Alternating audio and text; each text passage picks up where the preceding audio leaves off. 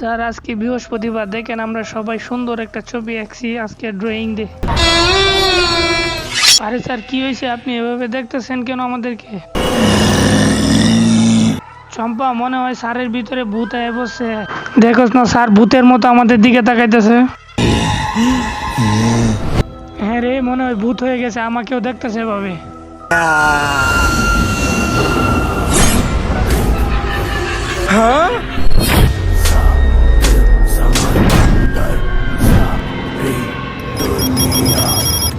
বন্ধু, স্যারের ভিতর তো আসলেই ভূত হয়ে বসে, আমার তো অনেক ভয় লাগতেছে।